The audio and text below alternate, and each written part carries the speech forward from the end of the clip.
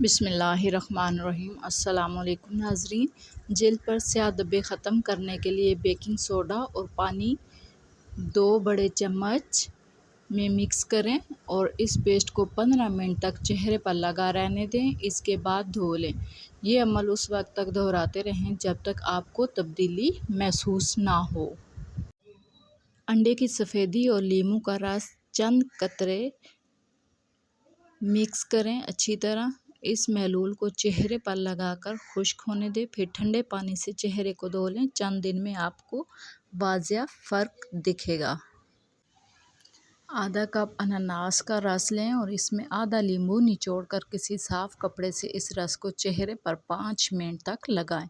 इसके बाद ठंडे पानी से धो लें। एक टमाटर में 4 कतरे लीमू का रस शामिल करें और कॉटन की मदद से इसे चेहरे पर लगाएं। 15 मिनट तक छोड़ दें। इसके बाद चेहरे को ठंडे पानी से धो लें।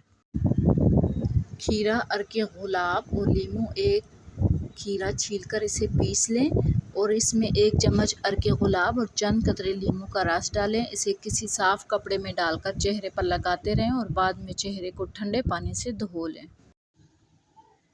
गुस्ल से कबल सरसों के तेल का मसाज सदियों पुराना रवाज है। आप जिस्म के खुश्क हिस्सों पर सरसों के तेल से मालिश करने के बाद गुस्ल करें, फ़र्क नुमायां होगा। खुश्की शम्स यानी धूप से झुलस कर मुतासिर होने वाली जिल्द की रंगत की दुरुस्तगी के लिए सरसों का तेल बेसन, दही और लीमू के रस के साथ मिलाकर जिस्म पर लगा लें। बेहतरीन बॉडी पैक है और जिल्द की रंगत को निखारता है। सर्दियों के दौरान जिल्द पर खुश्की के निशान पड़ जाते हैं।